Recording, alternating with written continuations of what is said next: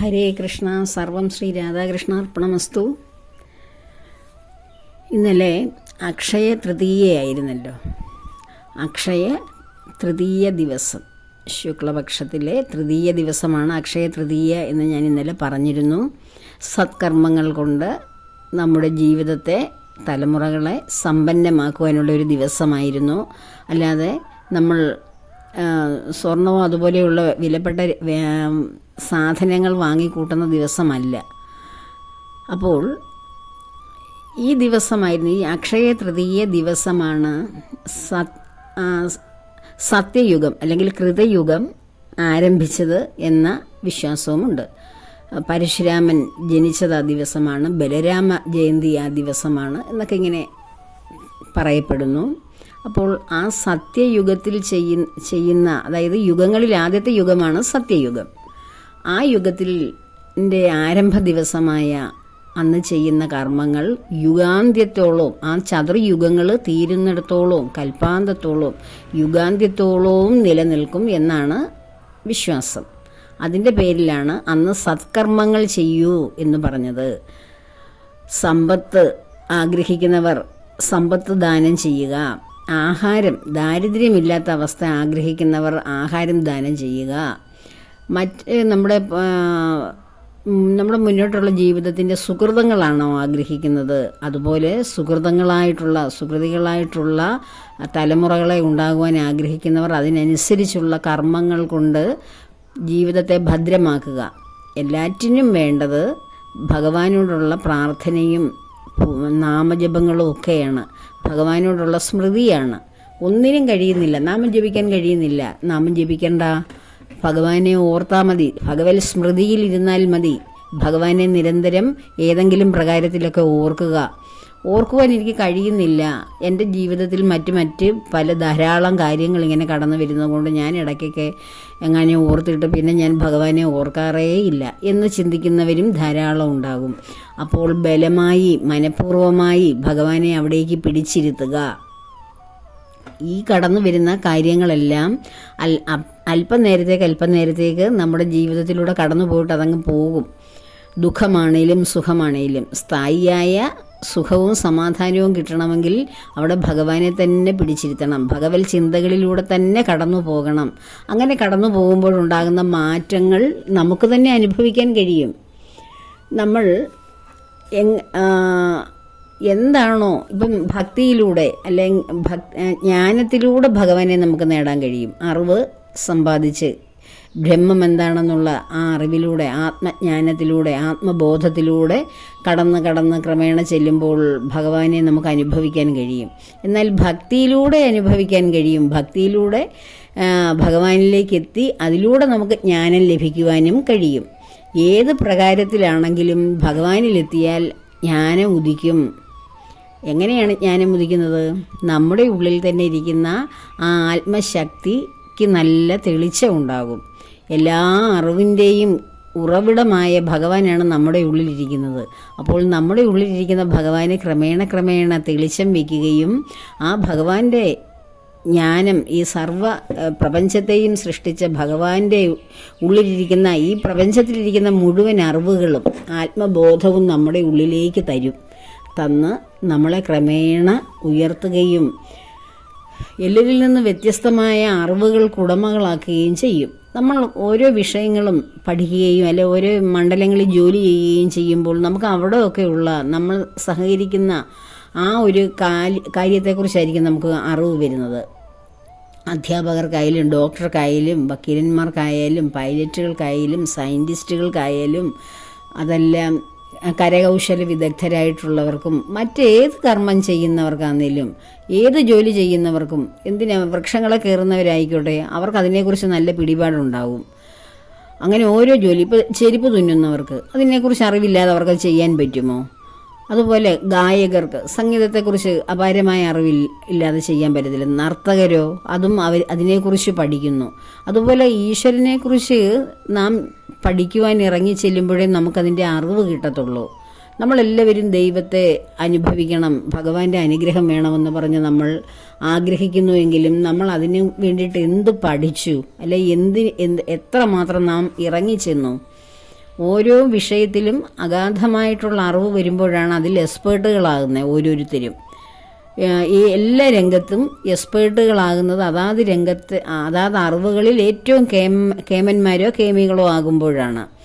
അതുപോലെ തന്നെ ഈ ദൈവജ്ഞാനത്തിലും നമ്മൾ കടന്നു പോകുമ്പോൾ അതിലും ഉണ്ടാകുന്ന അറിവ് നമ്മളെ കേമന്മാരോ കേമികളോ ആക്കി മാറ്റുന്നു. ആ അറിവിന് വേണ്ടി നമ്മൾ ആഗ്രഹിക്കുന്നില്ല. നമ്മൾ നമ്മുടെ കാര്യങ്ങളൊക്കെ സാധിക്കാൻ വേണ്ടിയിട്ട് അല്പം നേരം ഭഗവാനോട് ഒത്തിരിക്കും. പിന്നീട് നമ്മൾ നമ്മുടെ കാര്യങ്ങളിലൊക്കെ ഏർപ്പെടും.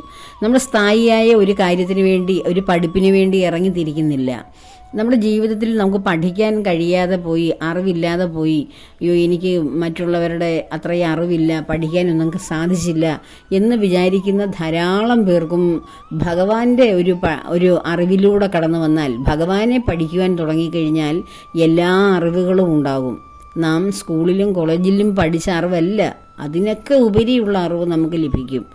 നമ്മൾ പക്ഷേ ആ പഠിത്തത്തിന് വേണ്ടി എനിക്ക് ഈ ഭഗവാനെ വേണമെന്നുള്ള ആ ഒരു അറിവിലേക്ക് ഇറങ്ങി വരുന്നില്ല. ആ ഒരു ജ്ഞാനം എനിക്ക് സമ്പാദിക്കണം എന്ന ഒരു ചിന്തയിലേക്ക് കടന്നു വരാതെ അതിൻ്റെ പക്കത്ത് നിന്ന് അങ്ങോട്ട് ചാടണോ ഇങ്ങോട്ട് ചാടണോ എന്നൊക്കെ ചിന്തിച്ചുകൊണ്ടിരിക്കുക. അതിലേക്ക് ഇറങ്ങി വന്നാലും മാത്രമേ അതിൽ നിന്നുള്ള അറിവ് നമുക്ക് ലഭിക്കുകയും ഒരു പൂർണ്ണമായ ജ്ഞാനത്തിലേക്ക് നമുക്ക് ക്രമേണ എത്തിച്ചേരുവാൻ കഴിയുകയും ചെയ്യൂ. അത് അങ്ങനെ ഒരു ജീവിതം, അങ്ങനെ ഒരു അറിവാണ് യഥാർത്ഥത്തിലുള്ള അറിവ്. എല്ലാറ്റിൽ നിന്നും സ്വതന്ത്രമാക്കുന്ന അറിവ്, എല്ലാറ്റിനെയും വേർതിരിച്ചറിയാൻ കഴിയുന്ന അറിവ്, നല്ലതിനെയും ചീത്തയെയും വ്യവച്ഛേദിക്കാൻ കഴിയുന്ന അറിവ്, ജീവിതത്തിന് മുന്നോട്ട് കൊണ്ടുപോകാൻ വേണ്ട അറിവ്. ആ അറിവ് നേടുന്നവരാണ് ജീവിതത്തിൽ പരിക്കുകളൊന്നുമില്ലാതെ മുന്നോട്ട് പോകുവാൻ അവരുടെ മനസ്സിനെ പാകപ്പെടുത്തുന്നത്. എല്ലാം സംഭവിക്കുന്നത് നമ്മുടെ മനസ്സിലാണ്. ആ മനസ്സിൽ നിന്നാണ് പിന്നീട് ശരീരത്തെ ബാധിക്കുന്നത്. അപ്പോൾ മനസ്സിനെ സ്ട്രോങ് ആയിട്ട് നിർത്തണമെങ്കിൽ ഈശ്വരജ്ഞാനം തന്നെയാണ് അവിടെ ഏറ്റവും പ്രമുഖമായിട്ടുള്ളത്. അല്ലാതെ നമ്മൾ നേടുന്ന അറിവ്, നമ്മൾ നമ്മുടെ ജീവനോപാധികൾക്ക് വേണ്ടി നേടുന്ന അറിവാണ് പ്രധാനമെങ്കിൽ എന്തുകൊണ്ടാണ് ആ അറിവൊക്കെ നേടുന്നവരും വിഷമിക്കുന്നത്? വലിയ സമ്പന്നരായിട്ട് സാമ്പത്തികമായിട്ട് ഉന്നതിയിൽ നിൽക്കുന്നവർ, അല്ല പദവികളിൽ ഉന്നതിയിൽ നിൽക്കുന്നവർ എല്ലാവരും എന്തുകൊണ്ടാണ് അവർക്ക് സ്വസ്ഥതയില്ലാതെ അല്ല അവർ മറ്റ് സമാധാനം തേടി അവിടെ ഇവിടെയൊക്കെ അലയുന്നത്? ആ പദവികളിലൊക്കെ സുഖവും സമാധാനവും കിട്ടുമെങ്കിൽ അതാത് പദവിയിലെങ്കിൽ ഇരുന്നാൽ പോരെ? അതും പോരാഞ്ഞ് അവിടെ ഉണ്ടാകുന്ന ബുദ്ധിമുട്ടുകൾ പരിഹരിക്കാൻ മറ്റ് സ്ഥലങ്ങളിലേക്കൊക്കെ യാത്ര ചെയ്യുന്നു സമാധാനം തേടി. അപ്പോൾ ഈ കിട്ടുന്ന ഭൗതികമായിട്ടുള്ള സ്ഥാനമാനങ്ങളും അറിവുകളും എല്ലാം ജീവിക്കാൻ, ഈ ഭൂമിയിലെ ജീവിതം മുന്നോട്ട് കൊണ്ടുപോകാനുള്ള ഒരു ചെറിയ അറിവാണ്. പക്ഷെ അവിടെ എങ്ങും സമാധാനം കിട്ടുമോ എന്നുള്ളത് അന്വേഷിച്ച് തന്നെ കണ്ടെത്തണം. അങ്ങനെ സമാധാനം കണ്ടെത്തി ഉള്ള ജീവിതം നേടുന്നവർ അവനവന് ഇഷ്ടപ്പെടുന്ന പ്രവർത്തന മേഖലകളിൽ മാത്രം ജീവിക്കുന്നവരായിരിക്കും. എൻ്റെ മനസ്സിന് എന്താണോ സന്തോഷം തരുന്നത് അത് എൻ്റെ ജീവനെ ഉപാധിയാക്കി മാറ്റുമ്പോൾ മാത്രമേ എനിക്ക് അതിൽ പൂർണ്ണമായ സന്തോഷവും ഡെഡിക്കേഷനും ഉണ്ടാവുകയുള്ളൂ. അതല്ലേ ശരി? അല്ലാതെ നാം ഭൂരിപക്ഷം പേരും ചെന്ന് പെടുന്നത് നമുക്കിഷ്ടമുള്ള മേഖലകളിലോ നമ്മുടെ മനസ്സിന് സന്തോഷം തരുന്ന കാര്യങ്ങളിലോ അല്ല. അപ്പോൾ യഥാർത്ഥത്തിൽ നമുക്ക് സന്തോഷം തരുന്ന കാര്യം എന്താണെന്ന് നാം ക്രമേണ തിരിച്ചറിയുകയും അതിലൂടെ തന്നെ മുന്നോട്ട് പോവുകയും ചെയ്യുമ്പോഴാണ് നമുക്ക് ശരിക്കുള്ള ലക്ഷ്യം, ജീവിതത്തിൻ്റെ ലക്ഷ്യബോധം ആരംഭിക്കുന്നത്. ആ ലക്ഷ്യത്തിലൂടെ ക്രമേണ സഞ്ചരിച്ച് വരുമ്പോൾ നമുക്ക് യഥാർത്ഥത്തിലുള്ള ആ വഴി തെളിഞ്ഞു വരും. പിന്നീട് നമുക്കൊരു പ്രയാസം ഉണ്ടാവുകയില്ല. ആ വഴിയിൽ വേറെ ആരുമില്ലെങ്കിലും നമ്മെ കൈപിടിച്ച് കൊണ്ടുപോകാൻ ഒരാളുണ്ടാകും. നാം മുന്നോട്ട് തന്നെ പോകുമെന്നുള്ള ദൃഢവിശ്വാസം നമുക്ക് ലഭിക്കും. നമുക്ക് ക്രമേണ വിഷമങ്ങളിൽ നിന്നും വേദനകളിൽ നിന്നൊക്കെ ഒരു പരിഹാരം നമുക്ക് ക്രമേണ കിട്ടിക്കഴിയുമ്പോൾ നമുക്ക് മനസ്സിലാകും നമ്മുടെ വഴി തന്നെയാണ് യഥാർത്ഥ വഴി എന്ന്. അപ്പോൾ ആ ദാനധർമ്മങ്ങളാണ് പ്രധാനം. നമുക്കിപ്പോൾ ദാനം ചെയ്യുവാൻ ഇപ്പം നമുക്ക് ഭക്ഷണമാണ്, ഇതിന് ബുദ്ധിമുട്ടുള്ളവരാണ്, എന്ത് ചെയ്യണം? ആ ഭക്ഷണം തന്നെ നാം മറ്റുള്ളവർക്ക് ദാനം ചെയ്യണം. എന്താണോ അവിടെ വഴി അടഞ്ഞു കിടക്കുന്നത് അതാണ് നാം ചെയ്യേണ്ടത്. എന്ന് വെച്ചാൽ നമുക്ക് കഴിക്കാനുള്ളതെല്ലാം എടുത്ത് മറ്റുള്ളവർക്ക് കൊടുക്കണമെന്നല്ല പറഞ്ഞത്. അതിൻ്റെ ഒരു വിഹിതം മറ്റുള്ളവർക്ക് നമ്മുടെ ഇല്ലായ്മയിൽ നിന്നാണ്. എന്താണോ ഇല്ലാത്തത് അതാണ് നാം ചെറിയ രൂപത്തിൽ തന്നെ ദാനം ചെയ്ത് പ്രാക്ടീസ് ചെയ്യേണ്ടത്. ഇപ്പം പണത്തിന് ദാരിദ്ര്യം അനുഭവിക്കുന്നവർ ആ പണത്തിന് ദാരിദ്ര്യം അനുഭവിക്കുന്നത് എന്തുകൊണ്ടാണ്? നമ്മൾ നേരത്തെയുള്ള ജന്മങ്ങളിൽ പണം ഭഗവാൻ നമുക്ക് തന്നിട്ടും നമുക്കത് നന്നായിട്ട് മാനേജ് ചെയ്യാൻ കഴിയാതെ നമ്മുടെ മുന്നിൽ വന്ന് കൈനീട്ടി ആർക്കെങ്കിലുമൊക്കെ അത്യാവശ്യക്കാർക്ക്, ഒരാൾ പോലും അത്യാവശ്യമുള്ളവർ, ഒരാൾ ഏറ്റവും ക്രിട്ടിക്കലായിട്ടുള്ള ഒരു അവസ്ഥയിൽ വന്ന് കൈനീട്ടിയാൽ അവർക്ക് നമ്മുടെ കയ്യിൽ ഉണ്ടായിട്ടും കൊടുത്തിട്ടില്ല എങ്കിൽ അതൊരു വലിയ പാപം തന്നെയാണ്. എല്ലാവർക്കും കൊടുക്കുന്ന കാര്യമല്ല പറഞ്ഞ്. ഏറ്റവും നിർണായകമായ ഒരു വ്യക്തി നമ്മളോട് വന്ന് നമ്മുടെ അടുക്ക വന്നാൽ കിട്ടും എന്ന് വിചാരിച്ച് അവരുടെ ഒരു പക്ഷേ ജീവൻ രക്ഷിക്കാനാകാം, അല്ലെങ്കിൽ ആഹാരത്തിനാകാം, അല്ല ജോലി സമ്പാദിക്കാനാകാം, അല്ലെ വീടിൻ്റെ പ്രവർത്തനങ്ങൾ മുന്നോട്ട് കൊണ്ടുപോകാനാകും, അല്ലെ ഏതെങ്കിലും ഒരു നിർണായകമായ നിമിഷത്തിൽ നമ്മുടെ മുന്നിൽ വന്ന് നമ്മളോടൊരു ആവശ്യം പറഞ്ഞിട്ട് നമ്മൾ നിഷേധിച്ചിട്ടുണ്ടാകും, നമ്മുടെ കയ്യിൽ ഉണ്ടായിട്ടും. അപ്പോൾ അങ്ങനെയൊക്കെയുള്ള ധാരാളം കർമ്മങ്ങളൊക്കെ പണം വിനിയോഗിക്കാൻ അറിയാതെ കിട്ടിയിട്ടും അത് ദുർവിനിയോഗം ചെയ്ത് യഥാർത്ഥത്തിലുള്ള ലക്ഷ്യത്തിലേക്ക് അത് ഉപയോഗിക്കാത്തവർക്കാണ് ഇപ്പോൾ നമ്മൾ ദാരിദ്ര്യ ദുഃഖമൊക്കെ അനുഭവിക്കുന്നവർ. അപ്പോൾ അവരെന്താണ് ചെയ്യേണ്ടത്? ആ സാമ്പത്തിക ബുദ്ധിമുട്ടുള്ളവർ അവനവന് കിട്ടുന്ന ചെറിയ എന്ത് കിട്ടിയാലും ഒരു ചെറിയ വരുമാനമായിരിക്കും, ഒരു 5 രൂപയെ കയ്യിലുള്ളൂ എങ്കിൽ അത് എന്തെങ്കിലും ഒരു അത്യാവശ്യത്തിന് ആരെങ്കിലും കൈനീട്ടിയാൽ അവർക്ക് കൊടുക്കുക. അല്ലാതെ 500 രൂപ കൊടുക്കാനല്ല പറഞ്ഞത്. അത് കൊടുക്കാൻ കഴിയുന്നവർക്ക് അങ്ങനെ ചെയ്യാം. അതിൽ കൂടുതൽ കഴിക്കാൻ 5000 കൊടുക്കാൻ, 50,000 കൊടുക്കാൻ, 5 ലക്ഷം കൊടുക്കാൻ കഴിയുന്നവർ അങ്ങനെ ചെയ്യുക. ഒരു 10 രൂപയേ ഉള്ളൂ നമ്മുടെ കയ്യിൽ കൊടുക്കാൻ. ഈ 10 രൂപ കൊടുത്താൽ ഞാനിനിയും എൻ്റെ കയ്യിൽ ഇനി ഇല്ലല്ലോ എന്ന് ചിന്തിക്കരുത്. അവർ വന്ന് ചോദിക്കുന്നവർ അത്യാവശ്യക്കാരാണെങ്കിൽ നമ്മുടെ കയ്യിൽ 10 രൂപയേ ഉള്ളൂ, ആ 10 രൂപ കൊടുക്കണം. അപ്പോൾ നമുക്ക് 10 അല്ല 100 രൂപ വരും. ഇത് വളരെ അനുഭവമുള്ള കാര്യമാണ്. അപ്പോൾ എന്താണോ നമുക്കില്ലാത്തത് അത് തന്നെയാണ് ദാനം ചെയ്യേണ്ടത്. അതുപോലെ ദാനം ചെയ്യുന്നത് നമ്മുടെ മനസ്സുകൊണ്ടാണ്. നമ്മുടെ മനസ്സ് നമുക്കറിയാം നമ്മുടെ വീട്ടിൽ ഉണ്ടോ ഇല്ലയോ, നമ്മുടെ പക്കൽ ഉണ്ടോ ഇല്ലയോ, ഉള്ളതനുസരിച്ചാണ് നമ്മൾ ദാനം ചെയ്യുന്നത്. അല്ലാതെ ഒരു പിരിവായിട്ടല്ലത് കൊടുക്കേണ്ടത്. വന്ന് ചോദിക്കുന്നവർ ഇഷ്ടത്തിനല്ല ദാനം ചെയ്യേണ്ടത്. നമ്മുടെ കയ്യിലുള്ളതിൻ്റെ വരുമാനം അല്ലെ നമ്മുടെ കയ്യിലുള്ള ആസ്തി അനുസരിച്ചാണ്. അത് നമ്മൾ ഈശ്വരനെ മുൻനിർത്തി, അല്ലെങ്കിൽ ഈശ്വരൻ്റെ ഒരു കുഞ്ഞായ നമുക്ക് അറിയാം ആർക്ക് എന്ത് നമ്മുടെ കയ്യിലുണ്ടെങ്കിൽ മറ്റുള്ളവർക്ക് കൊടുക്കാതിരിക്കാൻ നമുക്ക് കഴിയേയില്ല. അപ്പോൾ അങ്ങനെ കൊടുക്കുന്ന ഒരു വ്യക്തിക്ക് ഒരാൾ വന്ന് ചോദിക്കുമ്പോൾ നമ്മുടെ കയ്യിൽ ഇല്ലെങ്കിൽ നമുക്ക് ധൈര്യമായിട്ട് തന്നെ പറയാം, എൻ്റെ കയ്യിൽ ഇപ്പോൾ പൈസ തരാനില്ല, ഒന്നുമില്ല, സഹായിക്കാനൊന്നുമില്ല എന്ന് നമുക്ക് അവരുടെ മുന്നിൽ നിന്ന് ധൈര്യമായിട്ട് പറയാൻ കഴിയും. നമ്മൾ സ്ഥിരമായിട്ട് ആരെയെങ്കിലുമൊക്കെ സഹായിക്കാൻ മനസ്സുള്ളവരാണെങ്കിൽ നമുക്ക് തീർച്ചയായിട്ടും നമ്മുടെ കയ്യിൽ ഇല്ലെങ്കിൽ ഇല്ല എന്ന് തന്നെ പറയാനുള്ള ധൈര്യമുണ്ടാകും. അപ്പോൾ എന്താണോ നമുക്കില്ലാത്തത് അതാണ് നമ്മൾ ദാനം ചെയ്യേണ്ടത്. അപ്പോൾ എല്ലാം എനിക്ക് നിറഞ്ഞതിന് ശേഷം, തികഞ്ഞതിന് ശേഷം ഞാൻ ദാനം ചെയ്യാം എന്ന് പറയാൻ പാടില്ല. ഒരിക്കൽ എൻ്റെ ഒരു കൂട്ടുകാരി തന്നെയാണ്, ഒരു സംഗീത രംഗത്തൊക്കെ നന്നായിട്ട് പ്രവർത്തിക്കുന്ന ആൾ, നന്നായിട്ട് പാടുകയൊക്കെ ചെയ്യും. പക്ഷേ സാമ്പത്തികമായിട്ട് ഭയങ്കര ഒരു ബുദ്ധിമുട്ടിലൂടെയാണ്. എന്നെക്കൊണ്ട് പറ്റുന്നതൊക്കെ ഞാനും ചെയ്തു കൊടുക്കുമായിരുന്നു. അപ്പോൾ ഞാൻ അന്നേരം ഒരിക്കൽ അവളോട് പറഞ്ഞ്, നിനക്ക് കിട്ടുന്നതിൻ്റെ എന്തെങ്കിലുമൊക്കെ നീ മറ്റുള്ളവർക്കും കൂടെ ആരെങ്കിലുമൊക്കെ എന്തെങ്കിലും സഹായമൊക്കെ അഭ്യർത്ഥിക്കുന്നവർക്ക് ചെറിയ എന്തെങ്കിലും കൊടുക്കണം. അപ്പോൾ നിൻ്റെ ഈ ദാരിദ്ര്യ ദുഃഖമൊക്കെ മാറുമെന്ന് പറഞ്ഞപ്പോൾ അവൾ എന്നോട് പറയാണ്, അയ്യോ അങ്ങനെയാണെങ്കിലേ പിന്നെ ചേച്ചി എനിക്ക് പൈസ കിട്ടുന്നില്ല, ഞാൻ തന്നെ ദാരിദ്ര്യത്തിൽ ഇങ്ങനെ ഇരിക്കുകയാണ്, എനിക്ക് എവിടെ നിന്ന് കിട്ടിയാൽ എൻ്റെ കാര്യങ്ങളൊക്കെ നടക്കുക എന്ന് ചിന്തിക്കുന്നു, ഞാൻ എങ്ങനെയാണ് മറ്റുള്ളവർക്കൊക്കെ കൊടുക്കുന്നതെന്ന്. അപ്പോൾ ഞാൻ ചോദിച്ചു, നിൻ്റെ കാര്യങ്ങളെല്ലാം നീ കൃത്യമായിട്ട് നടത്തുന്നില്ലേ? നിൻ്റെ കാര്യങ്ങൾ, മക്കളുടെ കാര്യങ്ങളെല്ലാം നല്ലതായിട്ട് പോകുന്നില്ലേ? അതൊക്കെ എവിടെ നിന്ന് കിട്ടിയിട്ടാണെന്ന് ചോദിച്ചു. അതൊക്കെ ഞാൻ ജോലി ചെയ്തൊക്കെ കിട്ടുന്നതാണ്. ആ ജോലി ചെയ്ത് കിട്ടുന്നതിൻ്റെ ഒരു ചെറിയ വിഹിതം മറ്റുള്ളവർക്ക് കൊടുക്കാൻ മനസ്സ് കാണിച്ചാൽ മതി, കൊടുക്കണ്ട. മറ്റുള്ളവർക്ക് കൊടുക്കണം, ആരെങ്കിലും ഒന്ന് സഹായിക്കണമെന്നുള്ള മനസ്സ് കാണിച്ചാൽ മതി, മനസ്സ് വന്നാൽ മതി. എനിക്ക് ആരെങ്കിലും സഹായിക്കണം, ചെറിയ രൂപത്തിലെങ്കിലും മറ്റുള്ളവരെ സഹായിക്കണം എന്നുള്ളൊരു മനസ്സ് വന്നാൽ മാത്രം മതി. ആ മനസ്സ് വന്നാൽ തന്നെ നമുക്ക് പിന്നീട് കൊടുക്കുവാനുള്ള ഒരു അവസ്ഥ ഭഗവാൻ തരും. ആ മനസ്സില്ലാത്തത് കൊണ്ടാണ് ഞാൻ എങ്ങനെ മറ്റുള്ളവർക്ക് കൊടുക്കും, എനിക്ക് തന്നെ ഇവിടെ നിറയുന്നില്ല, അപ്പോൾ മറ്റുള്ളവർക്ക് എങ്ങനെ കൊടുക്കും എന്ന ആ ഒരു ചിന്ത, ആ ഒരു ഇടുങ്ങിയ ചിന്തയിലിരിക്കുന്നത് കൊണ്ടാണ് അവിടോട്ടൊരു ഒഴുക്കുണ്ടാകാത്തത്. എവിടെയാണോ ഒരു മാലിന്യം അല്ലെങ്കിൽ ഒഴുക്ക് നഷ്ടപ്പെടുന്ന ഒരു അവസ്ഥ ഇരിക്കുന്നത്, അവിടേക്ക് ആ ഒഴുക്കിനെ ആ അടഞ്ഞു കിടക്കുന്ന വാതിൽ മാറ്റണ്ടായോ? അടിഞ്ഞു കിടക്കുന്ന മാലിന്യം മാറി അവിടെ ഒരു ശരിക്കും നീരുറവ ഇങ്ങനെ ഒഴുകണമെങ്കിൽ, നീർച്ചാൽ ഒഴുകണമെങ്കിൽ അവിടുത്തെ ആ മാലിന്യം കഴുകിക്കളയണം. നമുക്ക് കെട്ടിക്കിടക്കുന്ന നമ്മളുടെ പല മേഖലകളുണ്ട്. സമ്പത്തിൻ്റെ, ആഹാരത്തിൻ്റെ, മറ്റ് അറിവിൻ്റെ, അങ്ങനെ പല മേഖലകൾ നമ്മുടെ ഇങ്ങനെ അടഞ്ഞു കിടക്കുകയാണ്. ആ അടഞ്ഞു കിടക്കുന്ന മേഖലകളെ തുറന്നു വിടണമെങ്കിൽ നാം തന്നെ ഒരു ചെറിയ പരിശ്രമം അവിടെ നടത്തണം.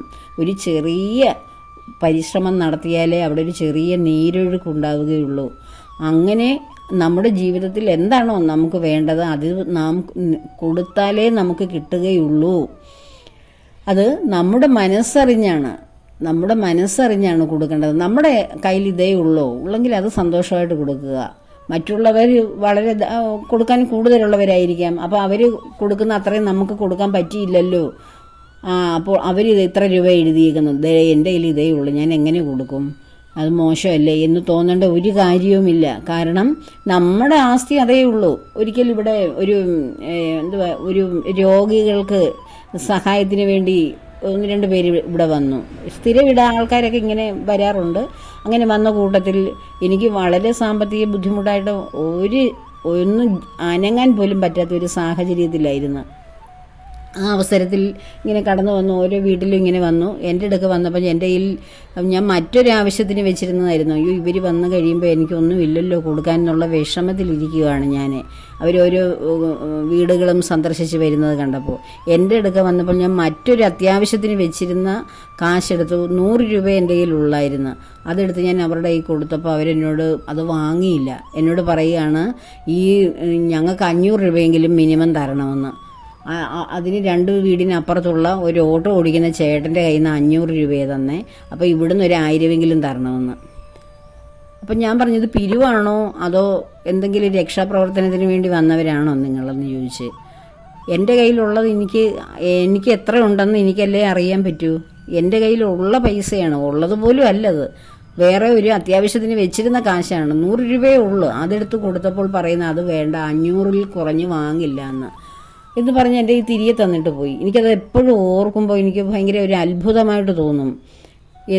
എന്താണ് ദാനധർമ്മത്തിൻ്റെ വല്ല ലക്ഷ്യമുണ്ടോ അതിലെ?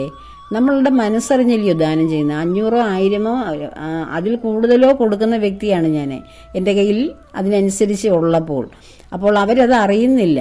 വ്യക്തികൾ ആ കൊടുക്കുന്ന ആളിൻ്റെ മനസ്സറിയാതെ ഇത്ര വേണമെന്ന് പിരിവ് വാങ്ങുന്ന മാതിരി വന്ന് വാങ്ങിച്ചിട്ട് അത് കുറഞ്ഞത് കാരണം പോയി. അപ്പോൾ ആ 100 രൂപ എനിക്ക് തിരികെ തന്നപ്പോൾ എനിക്ക് വളരെ സന്തോഷം തോന്നി.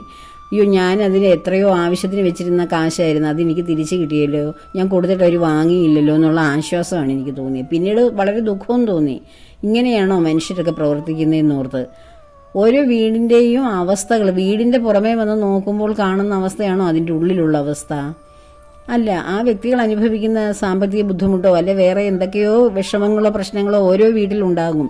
അപ്പോൾ വരുന്ന മനുഷ്യരോട് നമുക്കതെല്ലാം പറയാൻ പറ്റുമോ? ഇല്ല. അപ്പോൾ നമുക്ക് പറ്റുന്ന കാര്യങ്ങൾ നമ്മൾ ചെയ്യുമ്പോൾ അതിനെ നിന്ദിക്കുകയും അത് തിരസ്കരിക്കുകയൊക്കെ ചെയ്യുന്നതും ശരിയല്ല. അപ്പോൾ ഈ ദാനധർമ്മങ്ങളുടെ കാര്യമാണ് ഞാൻ പറഞ്ഞത്. അപ്പോൾ നമുക്ക് എന്താണോ കുറവ് അതിനനുസരിച്ച് നമ്മൾ ദാനം ചെയ്യുക. അതിനുള്ള മനസ്സാണ് പ്രധാനമായിട്ടും നമുക്ക് മനസ്സാണ് വേണ്ടത്.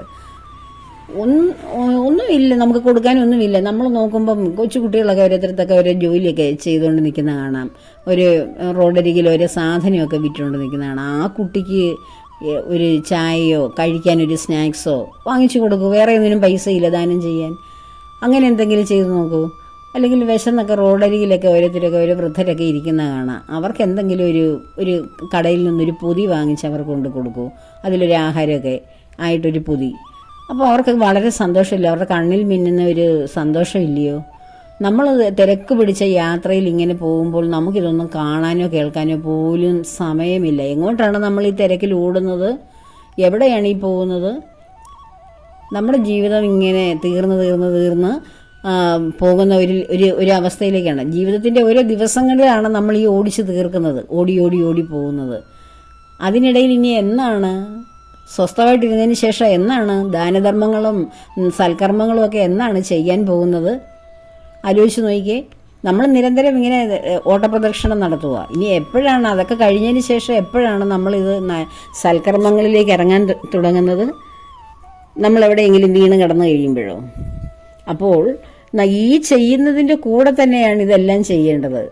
അല്ലാതെ ഇനി എനിക്കൊരു നല്ല ദിവസം വരുമെന്നും അന്ന് ഞാനിങ്ങനെ സ്വസ്ഥമായിട്ടിരുന്നിട്ട് കുറേ പേരെ വിളിച്ച് ഇനി കുറേ ദാനധർമ്മങ്ങളൊക്കെ നടത്താം എന്ന് കരുതിയിരിക്കുന്നത് ഒരു വിഡ്ഢിത്തമാണ്. കാരണം നമ്മുടെ ജീവിതത്തിൻ്റെ വിലപ്പെട്ട ഓരോ ദിവസങ്ങളുമാണ് ഈ ഓരോ ദിവസവും നഷ്ടപ്പെട്ടുകൊണ്ടിരിക്കുന്നത്. നമ്മൾ മരണത്തിലേക്ക്, അതായത് നമ്മുടെ കർമ്മങ്ങൾ തീരുന്നതിലേക്ക് പോയിക്കൊണ്ടിരിക്കുകയാണ്. ഒരു ദിവസം ഒരു ചാക്ക് നിറയെ കുറച്ച് സാധനങ്ങളൊക്കെ എടുത്ത് വെച്ചിട്ട് നമ്മോട് പറയാണ് ഈ ചാക്കൊക്കെ ക്ലിയർ ആക്കി തായത്, ഇതിൽ സാധനങ്ങളെല്ലാം പെറുക്കി വെളിയിൽ വെച്ച് തരൂ എന്ന് പറയുകയാണ്. നമ്മളത് കുറേശ്ശെ വലിയ പാടൊക്കെയുള്ള വെയിറ്റുള്ള സാധനങ്ങളും ഉണ്ട്, ചിലതൊക്കെ വളരെ ലഘുവായിട്ടുള്ള പേപ്പറുകൾ പോലെ ഭാരം കുറഞ്ഞ സാധനവും ഉണ്ട്. ഈ വെയിറ്റുള്ളതൊക്കെ എടുക്കാൻ കുറേ സമയം വേണം. എളുപ്പമുള്ളത് എടുത്ത് വേഗം എടുത്ത് താഴെ വയ്ക്കും. അങ്ങനെ ഓരോ സാധനവും എടുത്ത് വെച്ച് അവസാനം ചാക്ക് കാലിയാക്കുന്ന ദിവസമാണ് മരണം.